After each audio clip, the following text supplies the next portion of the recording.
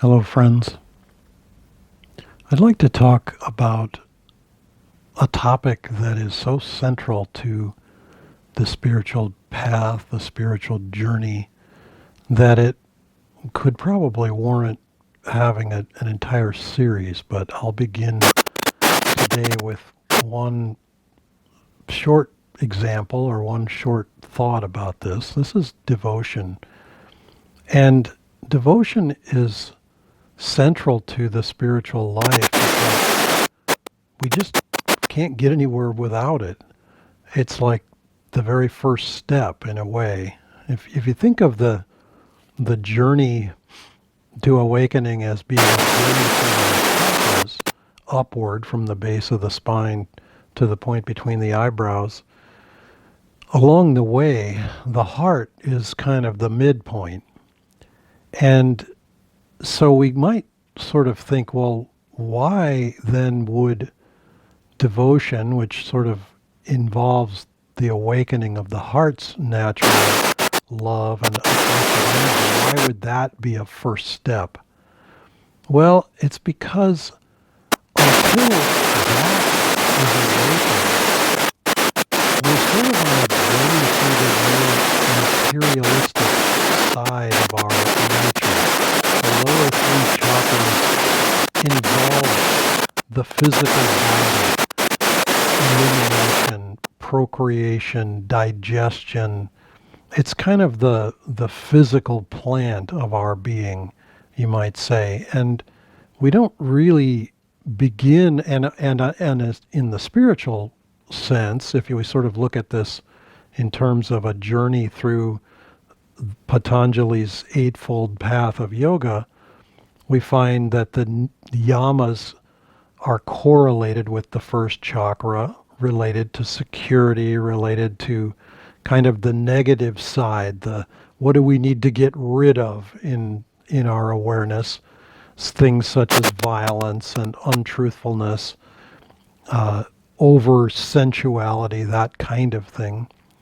But then the second chakra is sort of the areas that we could add more of, the things that we can integrate into our lives and really give energy to. Things like introspection. And interestingly, devotion comes on that list of niyamas: cleanliness, contentment, devotion, tapasya or discipline, and what is the last one? Introspection or self-study, and or study of the scriptures, which is amounts to the same thing. So if you think of devotion in that sense, you could say, okay, well, that also applies to the second chakra, but it's as if we have to kind of rise above the level where what we're looking for in life relates to the body and the senses. And until we get to that point, we're sort of just going to stay enmeshed in that level of consciousness. And so devotion sort of doesn't arise as a question. Yes, we need to integrate it, and the niyamas are there, and we need to engage and energize them. But devotion sort of in a way more properly comes up when we get to the heart chakra, which is more related to pranayama.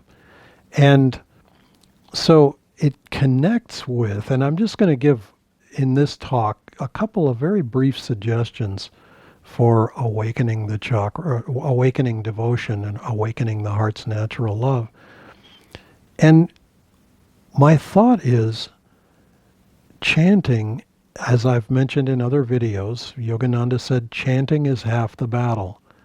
And I would suggest that chanting is half the battle partly because to even begin to chant, to even want to chant, to even be on at all the same wavelength as chanting, we have to have sort of relaxed our hold on the sensory aspect of our being and be ready to engage something more subtle. And So chanting helps to sort of revolve energy around the heart and uplift it, awakening that natural love in the heart. And so I would suggest try chanting. Try it during the day. Try it during the night. Try it whenever the mood strikes you. Try it even if the mood doesn't strike you. Because it's that important. I'm reminded of something that Yogananda said in regards to mood. And it's a topic that he addressed in a number of different ways and quite a number of different times. And one of the things that he said was simply smile. Learn to smile. He said if you have to literally take your fingers to the corners of your mouth and push up in order to make yourself smile, then do it, because it's that important. It's that important that we get the energy. If you think of it, the just the making of a smile is, and I assume probably many of us have heard that to frown takes a gazillion muscles and to smile takes very few. So, the implication is that smiling, because it's easier, we should do it like a lot more than we frown. But that simple gesture of making a smile directs the energy upward, draws the energy upward. Well, chanting is like a smile of your heart. It's like a yoga posture for your heart. We can stretch the spine in different ways. We can practice different postures that give more flexibility. We can even focus on postures that relate to the heart area of the body, the rib cage and so forth. Those things are helpful, but the heart is subtler than a physical organ, and we have to get the energy moving, revolving, energizing, stretching. We have to stretch our capacity to feel, stretch our capacity to have love and devotion rising upward. Otherwise, if it's awakened at all, it tends to reach outward. And we've watched this over the years many, many times. Someone will get interested in the spiritual path. They'll feel very inspired. They'll get engaged. They'll start, and their heart will open up, and then bang, they get in a relationship with somebody else, with a person. And there's nothing, be very clear here, there's nothing wrong with being in a relationship. However, what typically happens if the sequence is like I just outlined it, where, a few months, maybe a year has gone by, they're really, really excited and really, really interested in the spiritual path. They're full on. The heart opens up, and then pow, they get into a relationship. The relationship wins. It's not that the spiritual path necessarily goes away. It's that it kind of takes second place. It's like biology takes over. It's like the magnetism of that human connection takes over.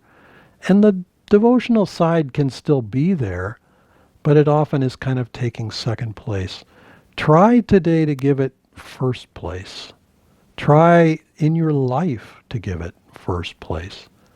And the second suggestion that I'm going to make is work on devotion through pranayama. Now again, this may seem a little non sequitur, but just sort of rewinding back to what I was saying about Patanjali's Eightfold Path, the third chakra relates to asana, willpower. We have to, set our will and set our posture with our will. And the fourth chakra, heart chakra, relates to pranayama. And we see this, of course, with the lungs. Fourth heart chakra also relates to the lungs and breathing, as well as circulation and breathing, cardiopulmonary, it relates to that area of the body. So physically, yes, but also energetically, because pranayama helps us to finally get control of the energy in the body. And this happens very naturally, very organically, and very powerfully. So I'm going to just leave you with those two thoughts.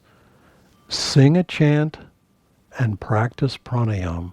Awaken devotion, and your life will be forever transformed.